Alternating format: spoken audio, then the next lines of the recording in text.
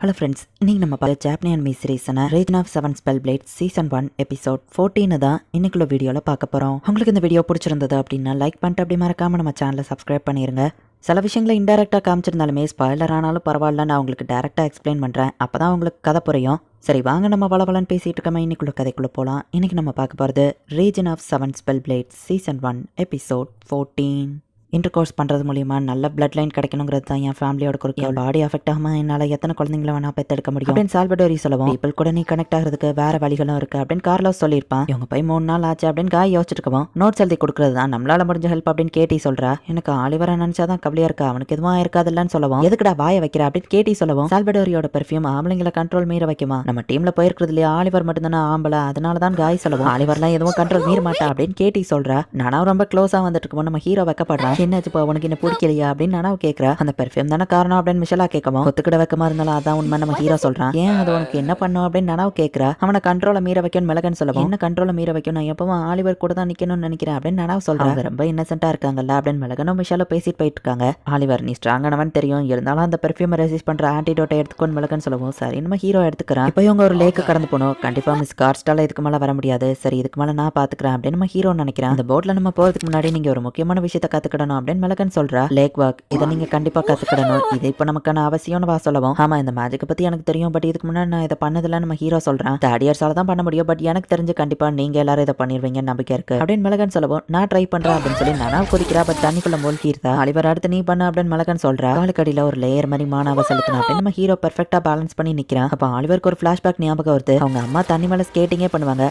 கண்டிப்பா நீ இதை கத்துப்ப, ஏன்னா நீ ஏன் மகனாச்சே அப்படின்னு அவங்க சொல்லியிருப்பாங்க. நம்ம ஹீரோவும் அதே மாதிரி ஸ்கேட் பண்றான். இதையே பெர்ஃபெக்ட்டா பண்ணா காத்துல கூட இவங்க நடக்கலாம் அப்படின்னு மிளகன் சொல்றா. அப்ப நம்ம ஹீரோ போயிட்டு நனாவுக்கு ஹெல்ப் பண்றான். நம்ம ஹீரோ பண்றதை பார்த்தே நனாவும் பெர்ஃபெக்ட்டா அதை பண்ண ஆரம்பிக்கிறா. ஆலிவர் கூட நிக்கணுங்கிறதுக்காக நனாவ் என்ன எக்ஸ்ட்ரீம்க்கு வேணா போவா போலயே, நீ ஏன் கூட கரையில தான் நிக்க போறியா அப்படின்னு மிளகன் மிஷலாவை பார்த்து கேட்கவும், இப்ப மிஷலாவும் அதை ட்ரை பண்ணி பாக்குறா. ஆலிவர் நானும் இதை பெர்ஃபெக்ட்டா பண்ணிட்டேன் அப்படின்னு மிஷலா அவங்க கிட்ட போறா. இவ்வளவு டேலண்டடா இருக்கிறவங்க இறந்து போக கூடாது, ஒரு அப்பர் கிளாஸ் மனா இதனாலேயே இவங்களை ப்ரொடெக்ட் பண்ணணும்னு தோணுது அப்படின்னு மிளகன் நினைக்கிறா. இது ஸ்கை ஃபிஷ் எல்லாத்தையும் மயங்க வச்சிரும், நம்ம பறக்கிற வரைக்கும் எதுவும் டிஸ்டர்ப் பண்ணாது அப்படின்னு லெனட் சொல்லவும், ஸ்ட்ரைட்டா அப்ப நம்ம கரையை நோக்கி போயிடலாமா அப்படின்னு ஸ்டேசி கேட்கிறா. வேற ஐலாண்டுக்கு தாவே அங்கேயும் இதே மாதிரி பண்ணிட்டு தான் போக முடியும். சப்போஸ் ஏதாச்சும் பெரிய மான்ஸ்டர் ஓடையில வந்துருச்சுன்னா உனக்கு குழந்தை மாதிரி கையை பிடிச்சிக்கிட்டு நான் லேக் வாக் பண்றது தான் ஒரே ஆப்ஷன் அப்படின்னு லெனட் சொல்றா. டேசியும் லெனட்டும் இப்போதைக்கு ப்ரோம்ல பறந்து போயிட்டு இருக்காங்க. மிளகன் வென் மேஜிக் யூஸ் பண்ணி போட்டை முன்னாடி செலுத்தி கொண்டு போயிட்டு இருக்கா. மான்ஸ்டர்லாம் லேக்ல செத்து கிடக்கு. பார்த்தா சைரஸ் அந்த இடத்துக்கு வந்து இவங்களை தடுக்கிறான். மிளகன் வந்து இவங்க போட் ஆடாம அதை ஸ்டடி பண்றா.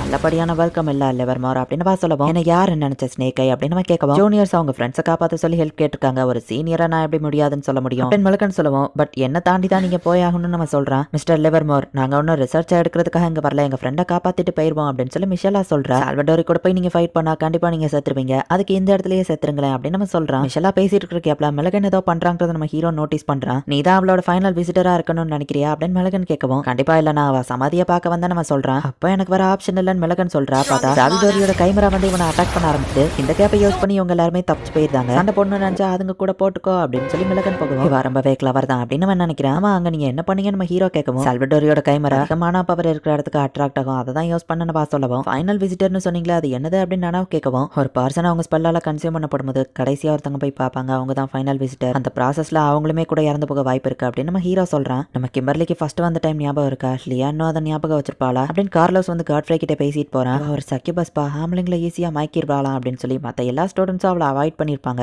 உன சுத்தி ஃப்ரெண்ட்ஸ் யாருமே இல்லையன்னு கார்லோஸ் கேட்கவும், நான் நினைச்சா எந்த ஆம்பளைய வேணா ஈஸியா மயக்க முடியும், இப்போதைக்கு எனக்கு அது தேவையில்லன்னு உட்காந்துருக்கேன் அப்படின்னு வா சொல்லவும், அந்த மாதிரி நான் கேட்கல, உண்மையான ஒரு ஃப்ரெண்டை பத்தி கேட்டேன்னு சொல்லவும், எனக்கு அதெல்லாம் தேவையில்லன்னு வா சொல்றேன். ஹலோ நான் தான் காட்ஃப்ரே அப்படின்னு காட்ஃப்ரே அங்க வரவும், லியாவை பார்த்துட்டு அவ பெர்ஃபியூமை ரெஜிஸ்ட் பண்ண முடியாம அவன் மெயின்ல அவனே அட்டாக் பண்ணிக்கிறான். சாரி தப்பான தாட்ஸ் எனக்கு வந்துச்சு, அதான் இப்படி பண்ணிக்கிட்டேன் அப்படின்னு காட்ஃப்ரே சொல்றான். உனக்கு ஏதாச்சும் ஹெல்ப் தேவைப்பட்டா என்ன கூப்பிடு சரியா அப்படின்னு காட்ஃப்ரே சொல்றான். ஹலோ கார்லோஸ் லியா எப்படி இருக்கீங்க அப்படின்னு நம்ம பார்த்துட்டு லியாவை பார்க்கவும் மெயின்ல திரும்பி அட்டாக் பண்ணிக்கிறான். ஹெல்ப் வேணுமா அப்படின்னு கேட்டுட்டு ஃபேஸை பார்க்கவும் திரும்பவும் மெயின்ல அட்டாக் பண்ணிக்கிறான். இப்படியே காட்ஃப்ரே வந்துட்டு அவளை போய் பார்த்துட்டு திரும்ப மெயின்லயே அட்டாக் பண்ணிக்கிறான். 2 மாசமாச்சு காட்ஃப்ரே ஏன் இப்படி பண்ணிட்டு இருக்கான்னு கேட்கவும், உனக்கு அது பிடிக்கலன்னா நீ அவனை தடுக்கலாம்லான்னு கார்லோஸ் கேட்கறான். எனக்கு இது ஃபன்னா தான் இருக்காம எவ்வளவு நாள் தான் இதை பண்றான்னு பாப்பமே அப்படின்னு வா சொல்றேன். ஹலோ கைஸ் நானும் உங்க கூட ஜாயின் பண்ணிக்கலாமா?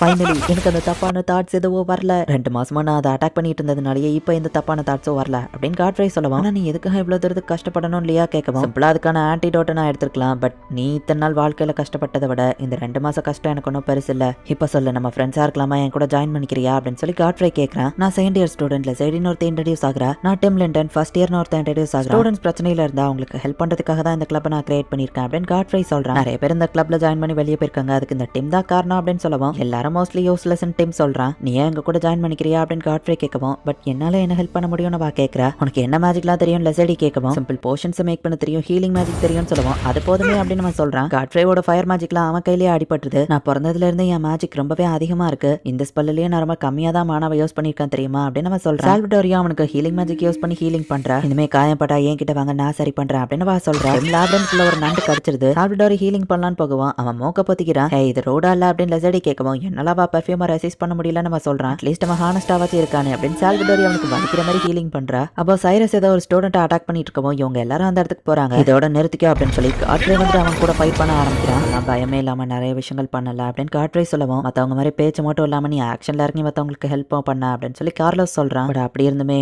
லியா என்னால தானே மாறிட்டா அப்படின்னு சொல்லி காட்ஃப்ரை யோசிக்கிறான். நாங்களும் உங்க கிளப்ல ஜாயின் பண்ணிக்கலாமா அப்படின்னு சொல்லி காட்ஃப்ரை ரொம்ப பாப்புலர் ஆனதுனால நிறைய பேர் வந்து கேட்கறாங்க. அவங்க எல்லாரையும் இன்டர்வியூ பண்ணணும், லியா நீ என் கூட ஹெல்ப்க்கு வரியா அப்படின்னு சொல்லி காட்ஃப்ரை கூப்பிடுறான். சில பசங்களுக்கு இதை பார்த்தா பொறாமையா இருக்கு. நீ அந்த லெவலுக்கு ஒன்னும் ஸ்ட்ராங்கே இல்ல, எதுக்காக காட்ஃப்ரை கூட சுத்திட்டு இருக்க, பெர்ஃபியூமை வச்சுதான் காட்ஃப்ரைவை மயக்கிட்டேன்னு சில பேர் பேசிட்டு இருக்காங்கன்னு சொல்லுவோம். அது உண்மை இல்ல அப்படின்னு சொல்லி சால்வடோரி சொல்றான். ஹீலிங் மேஜிக்கை யாருனாலும் பண்ணலாம், நீ காட்ஃப்ரை கூட இருக்கிற உனக்கு என்ன தகுதி இருக்கு, காட்ஃப்ரை கேக்குதான்னு கேட்கவும், அப்படின்னா நான் ஸ்ட்ராங்கா இல்லங்கிறது தான் உங்களுக்கு பிரச்சனை இல்ல, அப்ப நான் ஸ்ட்ராங் ப்ரூவ் பண்ணிட்டா போச்சு அப்படின்னு சொல்லி அவங்க எல்லாரையும் அந்த இடத்துல சால்வடோரி அட்டாக் பண்றா. லியா நீ மாறிட்டாவும் பெர்ஃபியூம் ஸ்மெல் ரொம்ப அதிகமாயிடுச்சு அப்படின்னு சொல்லி டிம் வந்து சொல்லவும், ஏன் உன்னால ரெசிஸ்ட் பண்ண முடியலையா அப்படின்னு வா கேட்கவும், மத்தவங்க ஃபீலிங்ஸ் கூட விளையாடாத, என்ன தோக்கடிச்சிட்டு அடுத்து யாரு காட்ஃப்ரைவா அப்படின்னு அவன் கேட்கவும் லியா அமைதியா இருக்கிறா. அட்லீஸ்ட் வாயை திறந்து அது உண்மை இல்லைன்னாச்சும் சொல்ல, அப்படின்னா அதுதான் உண்மையா அப்படின்னு டிம் அவளை அட்டாக் பண்ண போறான். டிம்மோ சால்வடோரி கிட்ட தோத்து போய் மயங்கி கிடக்குறான். இதை பார்த்து காட்ஃப்ரை வந்து செம டென்ஷன் ஆகுறான். இப்ப சால்வடோரி அழுதுட்டு இருக்கிறத காமிக்கிறாங்க.